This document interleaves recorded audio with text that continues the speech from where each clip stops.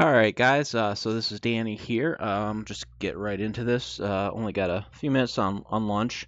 So I was thinking I was not going to do a whole lot, but yeah, things got a little more interesting. Um, Zim dropped quite a lot. So I managed to the middle options. I managed to sell them for pretty good profit back, and then option long on Zim. Things that kind of worked out. My leverage looked like it was going to kind of disappear, maybe even by March. So I decided to actually add more leverage in. Uh, I sort of have started to think of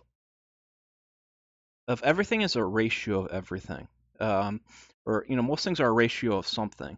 It's kind of an odd thought, but essentially, yield is a function of time. And that sort of got me thinking, obviously, playing around with things like NLY, you're talking about 13% yield, and then you're throwing something on the top. I mean, NLY was working pretty well for me for a while, but it did slip. So that actually kind of gave me the thought that, you know, because, when I was doing NLY early, it was like 13, the 13 yield plus, I'm throwing on like 4 or 5% yield on top. But when the price slipped, it's like unless I want to, start optioning lower and risk losing my position, it suddenly starts dropping that the option becomes only a couple percent on the top, or maybe even a percent. So kind of got me thinking about more optioning off of more growth stocks, which do have a yield. So Target picked up Income Realty. It has a 5.6, 5.8, I don't know, 5 point something, 5 high, almost 6, 5 high, I should just say. Dividend, plus, it's constantly increasing its dividend. Plus, I was able to option on a short monthly basis for about 1% of what I paid. So that's 12% plus 6%, almost 18% yield off of that.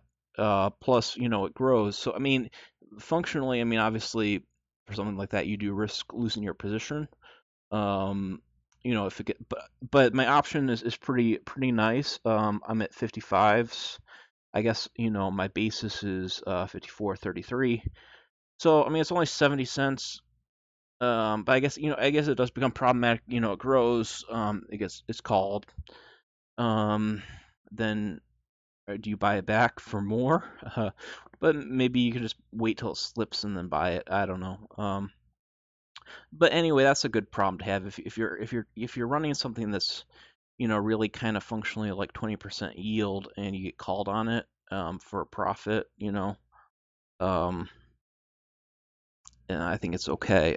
So obviously our total return, is a little bit been dipping, but I mean we're still not getting that 1300 in dividend in yet from NLY. They are in the leverage business. They do hold that forever, but we will get it soon, and then we should be popping like a $3 dividend per share after the tax on Zim, so 4,000 there.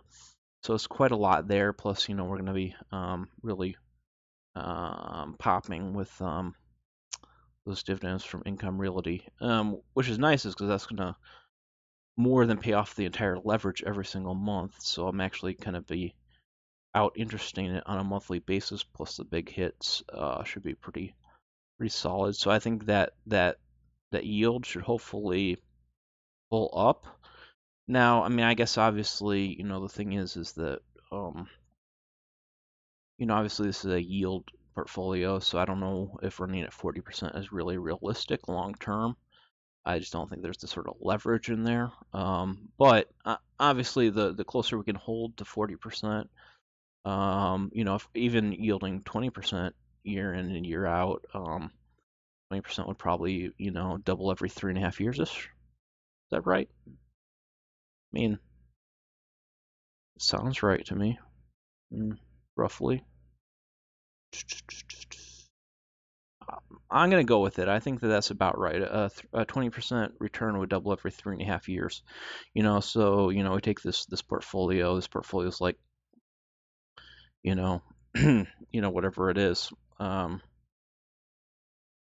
you double that you double that over 10 years. You double that 3 times. So let's say just for portfolios, let's say you have $100,000 portfolio. You know, 100,000 goes to 200,000, goes to 400,000, goes to, um, you know, it goes to 800,000. I mean, in my sort of taxable accounts, I'm close to about 190,000. So if I'm doubling every 3 years, 190, it's just motivation for me. Doubling every 3 years times 2 times 2 times 2. I guess I could have 1.5 million in my taxable accounts at 50 if I'm doubling every 3 years.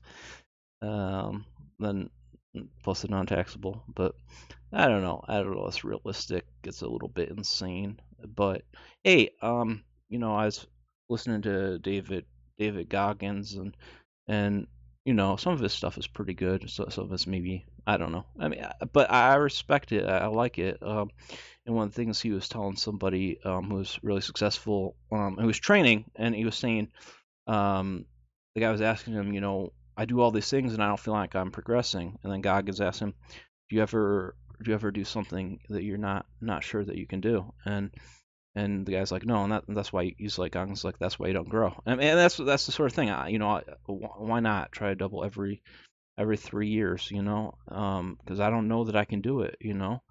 But it's that thing is, it's that you have a goal that's actually hard enough that you don't really know that you can do it. That's actually what stretches you, to make the new ideas, the better ideas.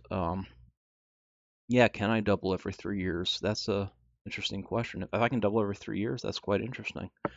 We'll see. We'll see if I can. But go for it. May as well. All right, that may be a short one, but I'm liking what's going on. Obviously, the Zim is going to be kind of a a drag on things, But on the other hand, it's not so clear that the Red Sea is super reopening, because looking at the details of the ceasefire, there's quite a lot of unrest. A lot of people in Israel quite unhappy with the terms. And there's also like still lots of shooting, and I mean, obviously it's very sad, that the war is what drives the profit, but I mean, it is what it is. So that thing may not happen. We'll see. But I mean, we could see quite a lot of dividends still flowing out of this for a while if things go certain ways. But in any case, I don't obviously I feel like we made enough in dividends that entire position has been paid for really. So I just plan to hold it long term, and I've optioned it in long term. Some other accounts I just picked up about $1,500 today, option it in longer term. So that's pretty good stuff. Regardless, I mean, just the options alone, carrying it, for the next 2 years, I'm getting like 6% yield just on the options. So hopefully, with the big dividends and maybe a little bit of stuff, we'll see. But that's that. Got to run. Take care, guys.